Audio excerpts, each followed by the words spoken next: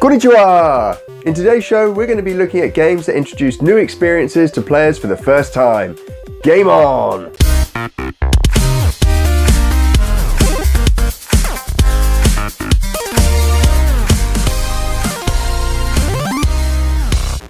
We're going to get straight into this video, and to begin with, we're going to be looking at the first interactive game.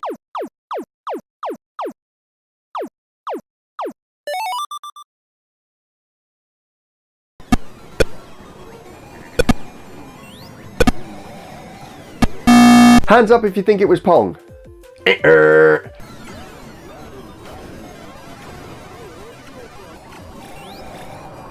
Hands up if you think it was tennis on the brown box. Nope, wrong again. Hands up if you think it was Spaceball, developed in 1960. Nope, wrong again. The first interactive game was actually created in 1947 by Thomas Goldsmith and Ethel Mann. Thomas and Ethel's game was a missile simulator inspired by the missile displays that were used during the Second World War, and it was a completely analog setup using a cathode ray tube. Although this is not technically considered the first video game, as there are no digital computing elements to the game.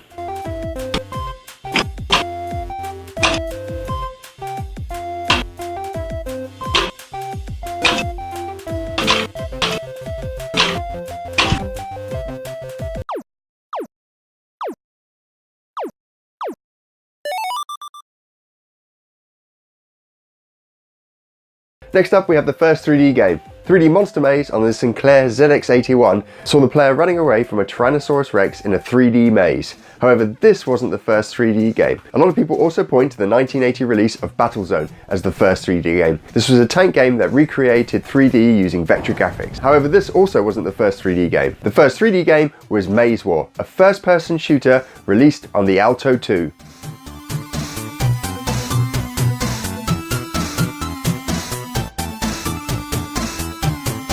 However, the first real-time 3D game that used polygons to describe everything in the world was Quake.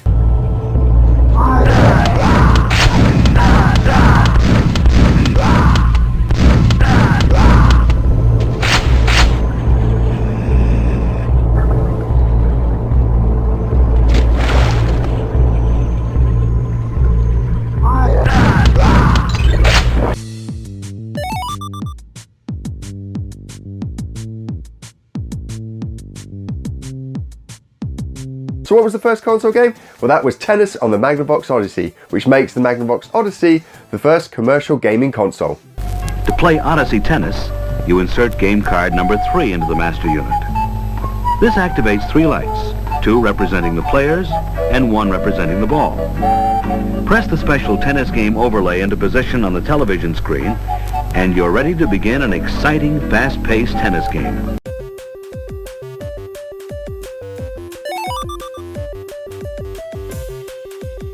Next up, we have the first colour game, and a lot of people point to Galaxian as the first of its kind. Now, whilst Galaxian had some great colour and did some world firsts in how it treated colour, it wasn't actually the first. A lot of people also call out Tempest as one of the first colour games.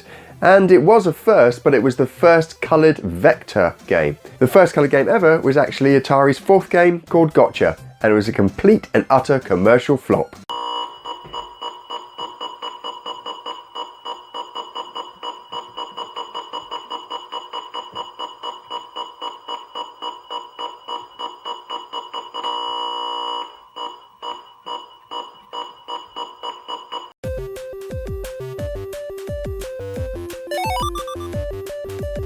So what was the first game to have a video games character? Well, that was Pac-Man, with the Ghosts and Pac-Man.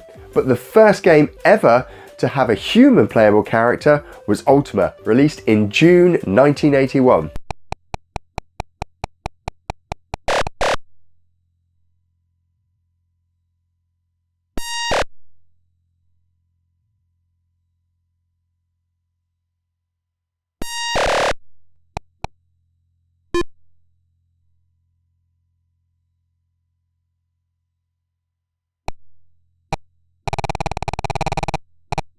and was followed by the second human character ever in video games history, and that was Jumpman in Donkey Kong, who we all know now as Mario, and that was released in July 1981.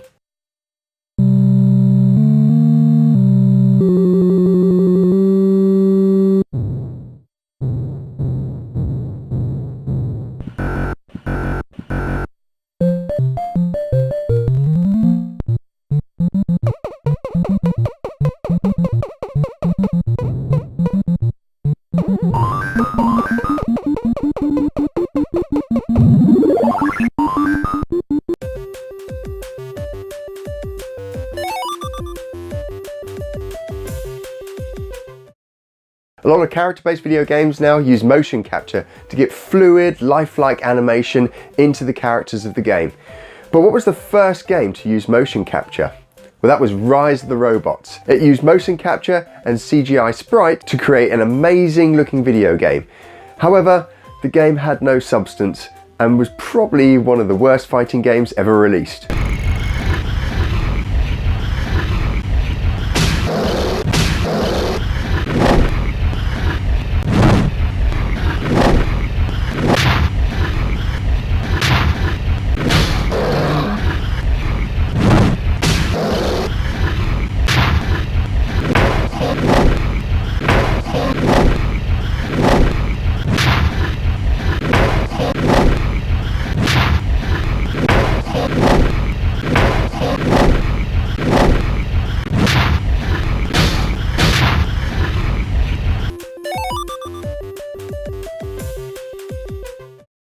One of the most popular games that you can play online at the moment is Fortnite. But where did online gaming start? Well, it started with a small company in Utah called Superset Software. They created a text-based networked multiplayer game called Snipes, and it was used to demonstrate the networking power of the IBM PC, and it was developed in 1983.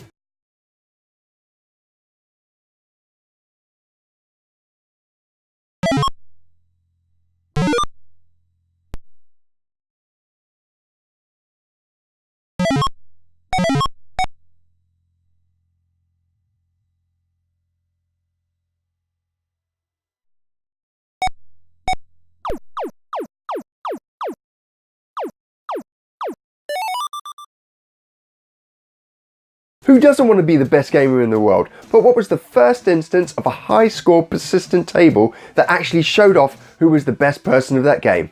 Well, it was Asteroids from Atari, released in 1979.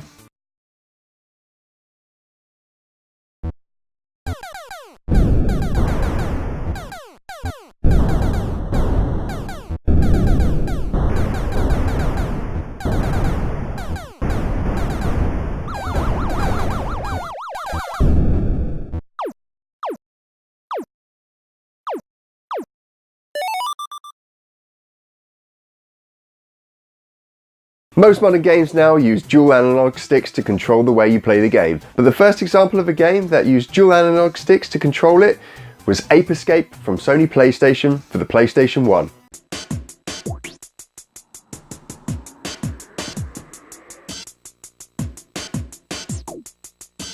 I'm going for it!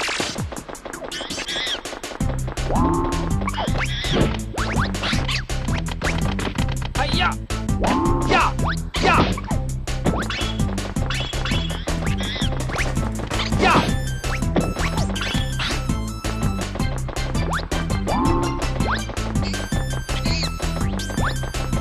Gotcha!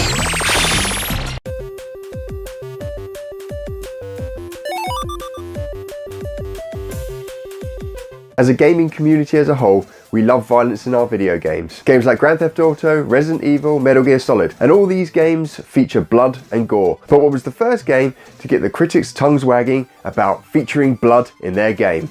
Well, it was a light gun arcade game called Chiller, which saw you killing off zombies, monsters, and even humans, with blood and gore and body parts flying off all over the place. The game was considered so gruesome that it was actually banned in the UK, which seems ridiculous now when you look at games like Grand Theft Auto and Manhunt.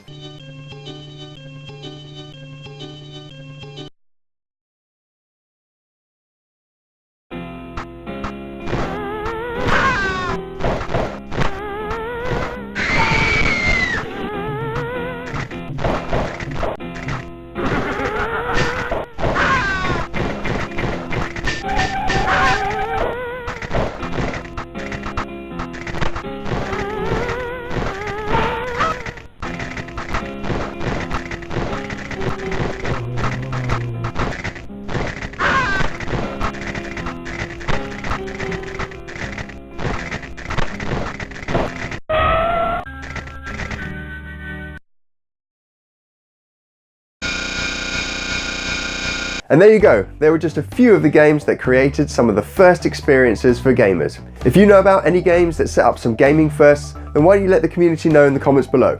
And whilst you're here, why not check out these 2 retro gaming videos over here.